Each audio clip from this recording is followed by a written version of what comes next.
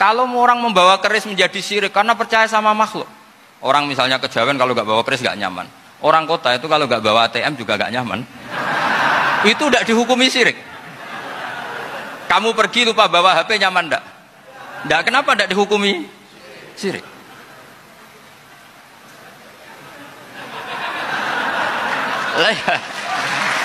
Jadi ini logika-logika. Jadi makanya ini Gus Reza boleh ngeritik saya. Saya tuh berkali-kali bilang, saya termasuk ulama yang mau bikin gerakan cangkem elek. Karena nanti kalau saya nisbatkan ke Rasulullah itu tidak pantas, karena Nabi ahsanan nasi khalqahu wa khuluqa. Tapi saya siap jadi bempernya Rasulullah Shallallahu Alaihi Wasallam. Pernah ada diskusi di Jakarta, ini kisah nyata.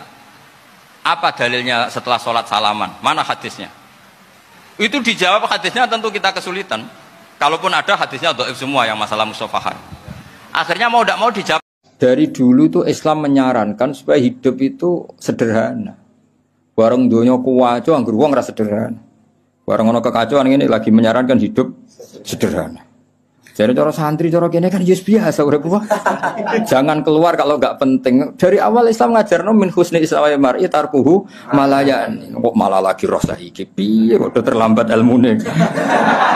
Kita ini tahu mulai dulu pun. Pemene bagi sirati dua apa metu apa? Sirati apa santeng ae no. Niku ora usah dilarang wis ora kelar apa metu. Paham ya, tapi mulai dulu kan kalau kita diumumkan jangan keluar kalau tidak penting. Dari itu dulu ajaran kita kan sebaik-baiknya Islam meninggalkan yang tidak penting. Ora usah diwarai yang suhune mulai cilik suhune.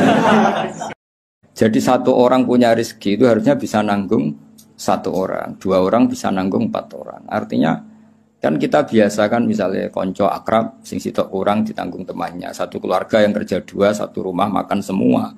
Karena normalnya memang rezekinya orang satu itu bisa menghidupi orang 2, orang 3, orang 4. Yang kacau menurut agama adalah apa? Jatah yang 4 tindak nong sitok mulai merusak kan langsung. Nah sekarang banyak orang rakus gitu. Wong sak nampan kok dinar wong loro. Iku mulai rusak iku. Paham yo.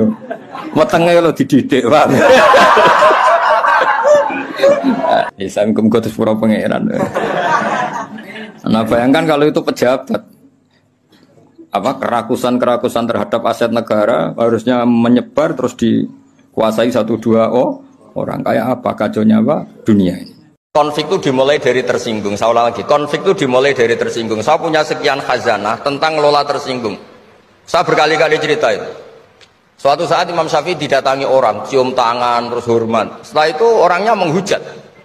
Dilaporkan sama santrinya, itu orang yang tadi nyium engkau di luar menghujat engkau, menghina engkau. Imam Syafi'i tertawa-tawa. Baguslah saya wibawa, di depan saya agak berani. Enteng saja, dianggap enteng saja. Enggak kok, wah itu khianat, itu munafik, enggak. Alhamdulillah saya wibawa, buktinya di depan saya tidak berani. Diceritain lagi, orang separuh dari kampung ini enggak suka jenengan Imam Syafi'i karena engkau terlalu ngendikan hak. Baguslah, kalau enggak suka saya berarti enggak ngutang saya. Yang masalah tuh yang suka-suka itu bisik-bisik minta-minta. Jadi dianggap enteng saja. Kalau Anda sudah bisa ngelola konflik seperti itu, ringan saja. Kalau kita punya problem, pasti ingin ketemu orang yang punya kekuatan untuk menghilangkan problem itu. Kalau kita ingin punya hajat dan ingin solusi, ada solusinya, pasti ingin ketemu orang yang mengendalikan hajat itu, yang bikin solusi. Jawabannya, siapapun makhluk itu pasti punya keterbatasan. Siapa yang tidak punya keterbatasan itu? Hanya Allah Subhanahu wa Ta'ala. Hingga ketika Nabi banyak problem, ketika ada banyak masalah, karena Rasulullah idza hasabahu amrun badara ila sholat. Nabi itu kalau sedang punya banyak masalah, pasti cepat-cepat sholat. Hingga dikatakan wasta'inu bisobri washolat. Kamu minta tolonglah dengan konsisten sabar dan minta pertolongan dengan sholat. Jika kalian sakit karena berjuang, mereka juga sakit karena kezaliman. Mereka saja berani. Orang ngedarkan narkoba itu resikonya besar enggak? Ditangkap polisi, kadang saingan antar badan narkoba. Orang jadi maling, resikonya besar enggak? Kecekel digebuki, jadi copet, resikonya besar. Jadi ketika kebaikan itu ada masalah, keburukan juga ada masalah. Dewe pangeran lakoni wae kebaikan itu. Mergo dibalik resiko kebaikan itu ada kebaikan yang kamu dapatkan yang tidak didapatkan para orang nopo. Kamu jangan sering melihat orang lain yang mungkin secara lahir dapat nikmat yang lebih tinggi timbang Anda. Kalau kamu nggak bisa ngelola hati Anda bisa hasut, Anda bisa dengki. Paling tidak Anda bisa ada syukur. Mata kamu itu kamu batasin. Jangan melihat sesuatu yang potensi ya. Potensi menjadikan Anda tidak nopo syukur. Melawan nafsu supaya tidak maksiat itu sudah luar biasa. Supaya lupa guyon sama temannya semalaman sampai subuh. Orang bermalam-malam jagoan sama teman asik itu kan perlawanan terhadap nafsu kita, syahwat kita untuk mungkin nikmati dugem di bar atau di tempat-tempat maksiat.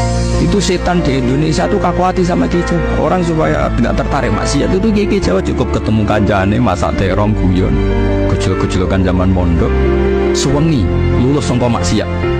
Termasuk kearifan kita sebagai manusia itu belajar dari takdir yang kita hadapi, yaitu keterbatasan kita sebagai manusia. Kita harus bisa ngelola kegagalan, terima kodok kodar. Makanya kata Mbah Mun, abahnya Gus Hasin itu sering cerita ke saya, iman itu paling dhuwur itu iman kodok kodar, khairihi wa syarrihi minallah. Kita harus punya kesiapan iman khairihi wa syarrihi minallah, bahwa segala kebaikan, segala syar itu sudah digariskan oleh Allah Ta'ala. Kita bisa apa sebagai manusia? Mergo nikmate Allah paling dhuwur yaiku kowe tau ora ana dadi wujud. Iki mau baru kae wujud sajen to kita kasuse akeh, masalahe akeh. Iku nyekseni kudrahe Allah Subhanahu wa taala. Senajan to kowe dhewe mungkin ning donya ora pati kebagian.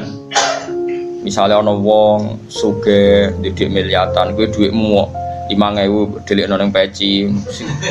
Paling gak kowe ngerti Gusti, kok jenengan kuwasa tenan kok wonten tiyang gadah harta wadah.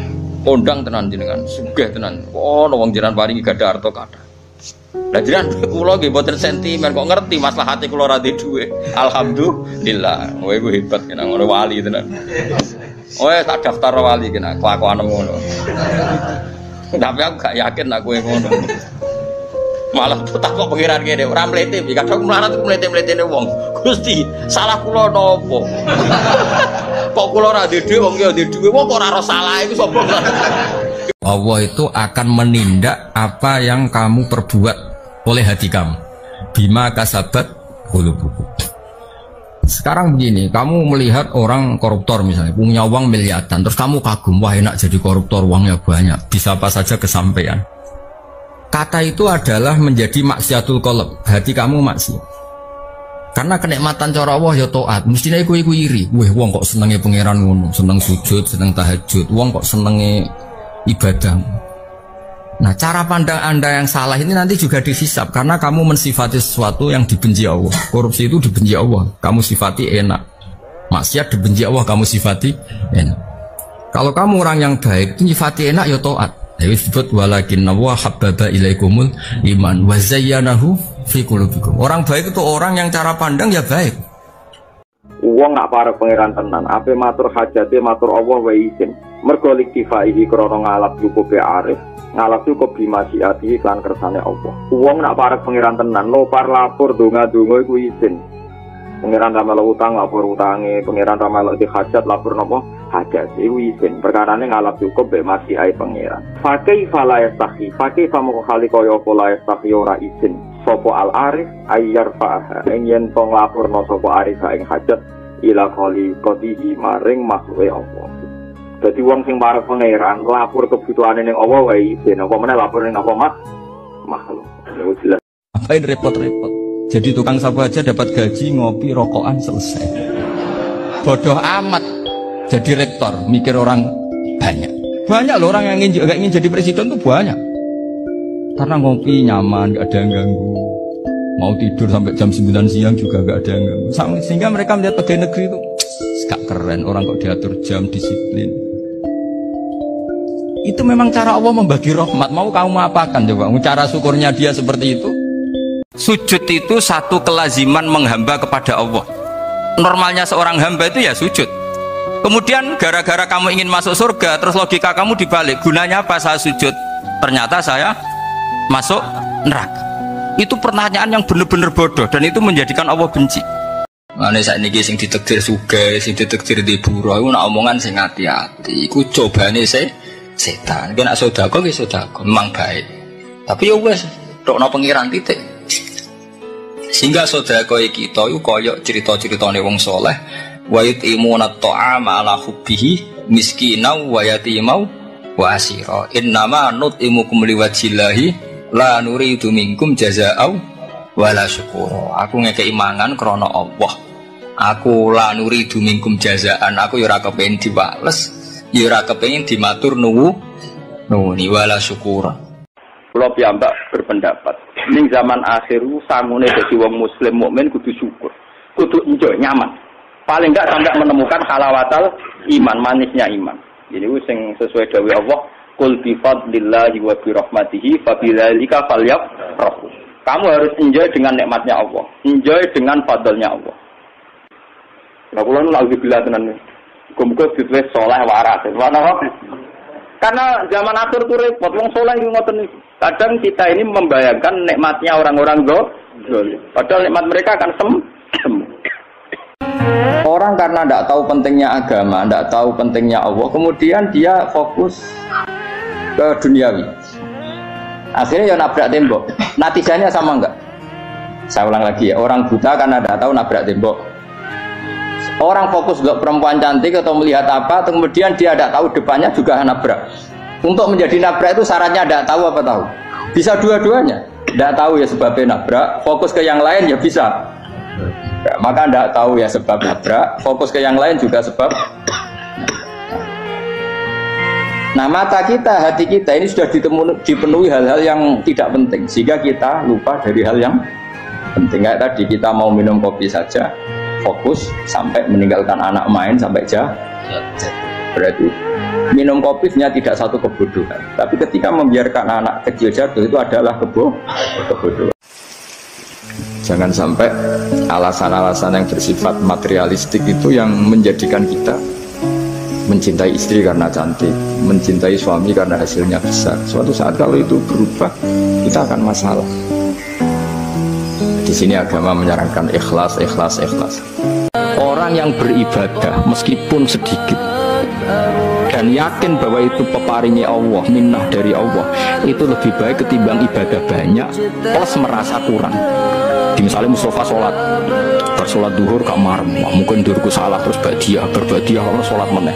Sing kula sholat duhur tok ora usah. Saking syukur kula, iku duhur kula mangkome. Yang nanti saya duhur kula perkarane ngene ku dene kelakuane jek ngene ku dene. Karena ketika diberi pangeran ora marem. Kurangnya, tapi kurangnya niat elek. Kayak pangeran polisi, ngono pangeran ra nampa kurang ngene kurang pangeran ora diwatak ngoten. Enggak terlalu prosedur, beruang lu sujud niatnya apik yo. Wong juga aja nuruti gelo. Kalau nuruti gelo ya gelo. Nuruti gelo ya, mbek bojo, mbek kanca, mbek santri nuruti gelo ya gelo, tapi syariate Allah ora iso mbok kalahno mbek napa? Gelo. Abu Bakar sing sahabat pilihan mawon. Ketika gelo mbek Miftah, padahal gelane serius, anak dituduh zina itu kan gelane kaya apa. Padahal garwane Nabi wis anak garwane Nabi dituduh zina. Lah kowe terima kiai dituduh mangan di masjid kok gelo biasa. Selain yo kemungkinan bener. Biasa. Apa meneh ana kemungkinan apa? Bener, malah kudu meneng. Wong sing karuan salah wae kon ikhlas. Kamu ngadepi zaman modern itu harus baca Quran. Quran itu diantara yang dipaparkan mimbaini farsi wa damil labanan khalisan sa'ighal lisyaribin. Jadi Allah itu bisa mengelola sapi, itu kan makanannya rumput. Di tubuh sapi itu ada darah, ada kotoran, tapi sapi bisa melahirkan susu. Itu kata ulama-ulama, apapun rusaknya zaman, sebetulnya gesekan-gesekan di alam nyata ini ada kotoran, ada darah. Kalau kamu orang baik pasti tetap jadi labanan khalisan. Tidak usah putus asa. Apapun zaman ini kita harus tetap jadi labanan khalisan.